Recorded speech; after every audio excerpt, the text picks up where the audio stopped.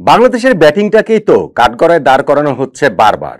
ভারতের বিপক্ষে চ্যাম্পিয়ন্স ট্রফির প্রথম ম্যাচে আমরা যেরকম ব্যাটিং করেছি তাতে সেটা যৌক্তিক, মানে বাংলাদেশের ব্যাটিংটা যৌক্তিক না, সেই ব্যাটিংকে কাঠগড়ায় দাঁড় করানো যৌক্তিক। টস জয়ের পর একটা দলে টপ মিডল অর্ডার যদি ওরকম হুড়মুড়িয়ে ভেঙে পড়ে, 35 রানে 5 উইকেট পড়ে যায়, ইনফ্যাক্ট 35 রানে 6 উইকেটই হয়ে যেতে পারতো যদি রোহিত শর্মা সেই ক্যাচটা না ফেলতেন, তাহলে হয়তো আমরা 100 রানও করতে পারতাম না। শেষ পর্যন্ত যেই রানটা আমরা করেছি 228, সেটা জয়ের জন্য যথেষ্ট ছিল না। ব্যাটসম্যানদের তাই কাঠগড়ায় দাঁড় করানো হবে না কেন? কিন্তু ভারতের বিপক্ষে ওই ম্যাচে আমাদের বোলিংটাও কি ভালো হয়েছে? আমাদের বোলিং প্ল্যানিংটা কি ভালো হয়েছে? সেইটার এক্সিকিউশন কি ভালো হয়েছে? ওই জায়গাটা তো কিন্তু বিরাট বড় প্রশ্নবোধক চিহ্ন রয়েছে। এখন নিউজিল্যান্ডের বিপক্ষে পরের যেই ম্যাচটা আমরা খেলবো সেইখানে আমাদের বোলিং এর প্ল্যানিং বলেন এবং এক্সিকিউশন বলেন, ইভেন 11 বলেন, সব জায়গাটাতেই পরিবর্তন অবধারিত।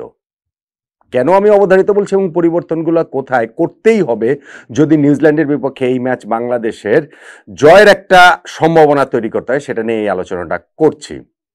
দেখুন, নিউজিল্যান্ডের বিপক্ষে বাংলাদেশের এই ম্যাচটাকে বলা যায় কোয়ার্টার ফাইনাল না, প্রি কোয়ার্টার ফাইনাল।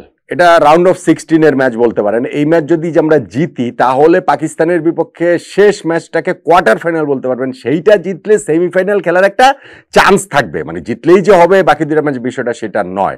তো অতদূর না ভেবে আপাতত নিউজিল্যান্ডের বিপক্ষে ম্যাচটাকে বাংলাদেশের নিশ্চিতভাবেই সেই টার্গেটটা করেছে। টার্গেট তো আমাদের থাকেই, কিন্তু আমরা কি আসলে জিততে পারবো কিনা? ভারতের বিপক্ষে ম্যাচের আগে যেই কথাগুলো বলেছিলাম যে বাংলাদেশের সব কিছু নিজেদের পক্ষে আসতে হবে, নিউজিল্যান্ডের বিপক্ষে ম্যাচের আগেও কি অন্য কিছু বলার উপায় আছে? দেখুন, অন্য সবকিছু নিয়ে তো আমরা আলোচনা করবোই। এই ভিডিওতে যেহেতু শুধুমাত্র বোলিং নিয়ে আলোচনা করছে, ওই জায়গাটাতেই ফোকাস। খেলাটা হবে বাংলাদেশ নিউজিল্যান্ডের, সেটা রাওয়ালপিন্ডিতে। ওইখানে রান উৎসব হবে বলেই ধারণা করা হচ্ছে, ওই রকমই প্রেডিকশন। আর তাই যদি হয় সেক্ষেত্রে বোলারদের দায়িত্ব তো আরো অনেক বেশি বেড়ে যাবে। ভারতের বিপক্ষে ম্যাচে আমাদের বোলিং এর কথা বলছিলাম যে আমরা আসলে ঠিক কম্বিনেশনটা নিয়ে খেলতে পেরেছি কিনা, আমাদের প্ল্যানিংটা ঠিক ছিল কিনা, আমাদের এক্সিকিউশন গুলো ঠিক ছিল কিনা। এই জায়গায় আমি 2-3টা পয়েন্ট বলতে চাই। ধরুন, ওই ম্যাচটাতে কি আমরা আরেকজন এক্সট্রা স্পিনার খেলাতে পারতাম কিনা? ভারতের সেই লাক্সারিটা রয়েছে, তাদের দলে অনেকগুলো অলরাউন্ডার থাকার কারণে তারা 3 পেসার 3 স্পিনার নিয়ে একাদশ সাজাতে পারে। আমরা সেটা পারি না, আমাদের কোনো একটা জায়গাতে স্যাক্রিফাইস করতে হতো। সো পেস বোলিং এর ওই জায়গাটা স্যাক্রিফাইস করে কি আমরা আরেকজন স্পিনার নিতে পারতাম কিনা? ওই ম্যাচে আমাদের 2 স্পিনার মেহেদী হাসান মিরাজ এবং রিশাদ হোসেনের পারফরমেন্স কি সেই কথাটা বলছে কিনা? হ্যাঁ, আমরা আশা করেছিলাম মুস্তাফিজুর রহমান ওই কাজটা করে দিবেন, যে একজন এক্সট্রা স্পিনার যে আমরা নিতে পারছি না সেই কাজটা মুস্তাফিজ অনেক বেশি করে দিবেন। মুস্তাফিজও কি সেই কাজটা করতে পেরেছে কিনা? প্রশ্নের জায়গা রয়েছে। প্রশ্নের জায়গা আছে, মুস্তাফিজকে নতুন বল দেয়া হলো কেন? মানে মুস্তাফিজ নতুন বলে বোলিং করতে পারেন না বা কখনো করেনি সেটা নয়, কিন্তু মুস্তাফিজকে দিয়ে প্রথম 4 ওভার টানা নতুন বলে করানো হলো, যেইখানে এরপরে বল হাতে তুলে দেওয়া হলো তানজিম হাসান সাকিবের। ওয়ারেজ আমরা জানি তানজিম হাসান সাকিব নতুন বলে অনেক বেশি কার্যকর, মুস্তাফিজ বল একটু পূরণ হয়ে গেলে তার কার্যকারিতাটা বেশি থাকে। সো টিম ম্যানেজমেন্টের এই প্ল্যানিংটাও আমার আসলে ঠিক বোধগম্য না ভারতের বিপক্ষে এক্স্যাক্টলি ঠিক আমরা কি করতে চাইছিলাম। এখন ওই ম্যাচে আমি বলছিলাম আমাদের 2 স্পিনার মেহেদী হাসান মিরাজ এবং রিশাদ হোসেন তারা ভালো বোলিং করেছেন। মিরাজ 10 ওভার বোলিং করেছেন, তিনি কোনো উইকেট না পেলেও রান দিয়েছেন মাত্র 37। আমাদের লেগ স্পিনার রিশাদ হোসেন তিনি 38 রান দিয়েছেন 10 ওভারে, এবং তিনি দুইটা উইকেট তুলে নিয়েছেন। বিরাট কোহলির উইকেট তুলে নিয়েছেন, অক্ষর প্যাটেলের উইকেটটা তুলে নিয়েছেন। আপনি খেয়াল করে দেখুন, আমাদের 2 স্পিনারেরই কিন্তু ইকোনমি হচ্ছে গিয়ে 4-এর নিচে ছিল। এখন 228 মাত্র ডিফেন্ড করতে নেমে 4-এর নিচে ইকোনমিতে বোলিং করাটা অবশ্যই এই মিরাজ ও রিশাদকে হিউজ ক্রেডিট দিতেই হবে। 3 জন পেস বোলার যারা রয়েছেন, যারা বোলিং করেছেন, তার মধ্যে শুধুমাত্র তাসকিন আহমেদকে আমি বলতে পারি যে তিনি ভালো বোলিং করেছেন।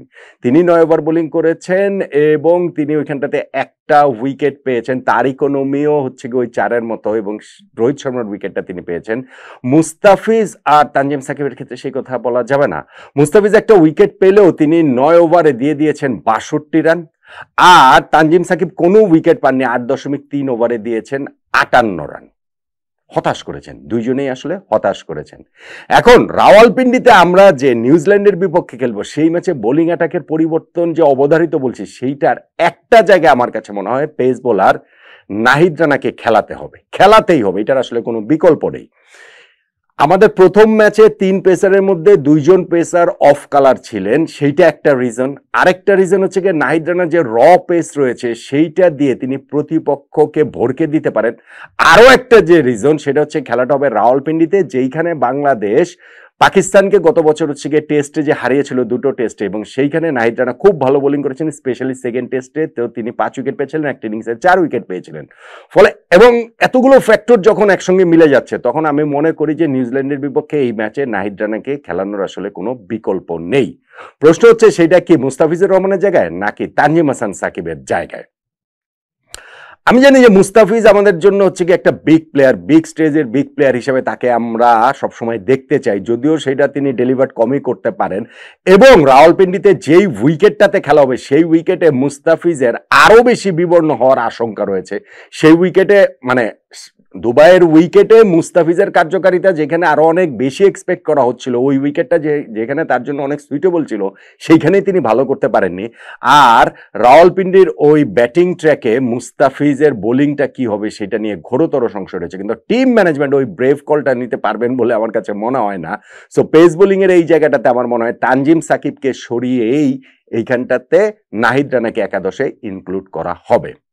আরেকটা যেটা ইস্যু সেটা হচ্ছে গিয়ে যে আমরা এইখানটাতে কি আরেকজন বাড়তি স্পিনার নিয়ে খেলাবো কিনা। দুবাইয়ের উইকেটে যেটা আমরা হয়তোবা অভাব অনুভব করেছি, যেটা আমরা হয়তো স্বীকার করব না, কিন্তু আরেকজন স্পিনার থাকলে এটা ভালো হতো কিনা। দেন এগেন আমাদের অনেক সীমাবদ্ধতা হচ্ছে, যেটা বলছিলাম মুস্তাফিজের কাছ থেকে যেটা প্রত্যাশিত ছিল সেইটা তো তিনি আসলে ডেলিভার করতে পারেননি।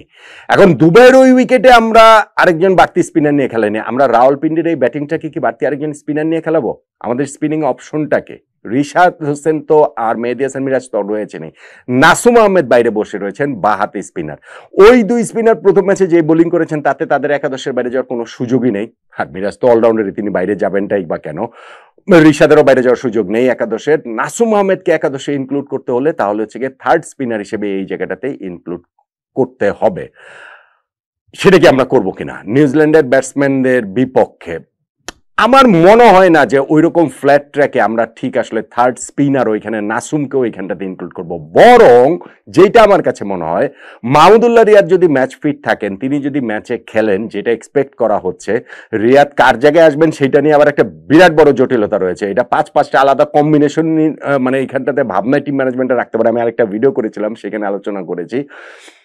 রিয়াদ দলে আসলে কিন্তু তার অফ স্পিনটা ওই ক্ষেত্রে কার্যকর হয়ে যেতে পারে যদি ওইটা ডিমান্ড থাকে ওই রকম। আপনি খেয়াল করে দেখবেন প্রথম ম্যাচে কিন্তু আমরা কোনো 6 বোলিং অপশনের দিকে যেতেই পারিনি, যাওয়ার মতো অবস্থাতেই আমরা যাইনি।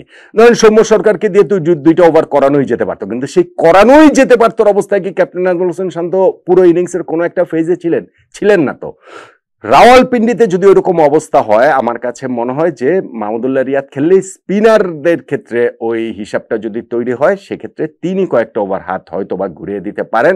আর পেস বোলিং এর ওই ক্ষেত্রে সৌম্য সরকার দেনে গেন আবারও তিনি ব্যাকআপ হিসাবে থাকবেন। নাসুম আহমেদকে তাই 11-এ প্রথম ম্যাচে যেখানে দেখা যায়নি, পরের ম্যাচে দেখা যাবে বলে আমার কাছে মনে হয় না। বোলিং এর পরিবর্তনটা অবধারিত, বোলিং এর স্ট্র্যাটেজিক জায়গাটা থেকেও পরিবর্তন অবধারিত। যেটা আমি বলছিলাম যে মুস্তাফিজকে এই ম্যাচে খেলানো হবে বলে আমার ধারণা, কিন্তু তাকে একটু ওল্ড বলই দেওয়া উচিত। নিউ বলের ওই জায়গাটাতে তাসকিন আহমেদের সঙ্গে নাহিদ রানাকেই এখানটাতে খেলানো উচিত, দরকার, প্রয়োজন। তাহলে গিয়ে যদি আমরা নিউজিল্যান্ডের এই ব্যাটিংটাকে কিছুটা পেনিট্রেট করতে পারি, ওই ব্যাটিং লাইন আপটাকে যদি আমরা কিছুটা নাড়িয়ে দিতে পারি। আর হচ্ছে গিয়ে এইখানটাতে পার্সন চেঞ্জের জায়গাতে আমার মনে হয় না যে নিউজিল্যান্ডের বিপক্ষে ম্যাচটাতে আমরা এই তানজিম সাকিবের পরিবর্তে নাহিদ রানাকেই খেলাবো, এর বাইরে অন্য কোনো অপশনের দিকে আমরা যাব বলে আমার কাছে মনে হয় না। কিন্তু আমার কাছে যদি জিজ্ঞাসা করেন, আমার এই তানজিম সাকিব এবং মুস্তাফিজুর রহমান এই 2 জনের মধ্যে মুস্তাফিজকে যে বাদ দেয়াই যাবে না, আমি আবার সেটা মনে করি না। ঠিক যেমন আমি বলেছিলাম যে মাহমুদুল্লাহ রিয়াদকে তিনি ফিট হলে তো একাদশে খেলবেন না, সেক্ষেত্রে মুশফিকুর রহিমকে বাদ দেয়াই যাবে না, এইটা আমি কিন্তু মনে করি না। ঠিক তেমনি ভাবে টিম ম্যানেজমেন্টের এই কলটা কিন্তু খুব ইন্টারেস্টিং। আমার কাছে মনে হয় যে মুস্তাফিজ এবং তানজিম সাকিব 2 জনই প্রথম ম্যাচে যেমন বোলিং করেছেন, এবং মুস্তাফিজের ক্ষেত্রে আরো বেশি আশঙ্কা যে রাওয়ালপিন্ডির উইকেটে কেমন করবেন, আমার কাছে মনে হয় যে 2 জনের যে কাউকে ড্রপ করা হতে পারে। কিন্তু আমি শেষ পর্যন্ত বাংলাদেশ টিম ম্যানেজমেন্টের হিসাব নিকাশ থেকে আমার কাছে যেটা মনে হয় তারা তানজিম সাকিবকে চেঞ্জ করবে, বোলিং লাইন আপে একটাই চেঞ্জ আসবে। তবে স্ট্র্যাটেজিক জায়গাটা থেকে আমার কাছে মনে হয় যে মুস্তাফিজকে একটু ওল্ড বলে নিয়ে যাওয়া হবে এবং নতুন বলটা নাহিদ রানাই শেয়ার করবেন তাসকিন আহমেদের সঙ্গে। আর থার্ড স্পিনিং অপশন মেহেদী হাসান মিরাজ ও রিশাদ হোসেনের সঙ্গে এখানে নাসুম আহমেদ স্পেশালিস্ট স্পিনার হিসাবে আসবেন বলে আমার কাছে মনে হয় না। ব্যাটিংটা তাহলে আরও ক্ষুদ্র হয়ে যায়, কিংবা পেস বোলিং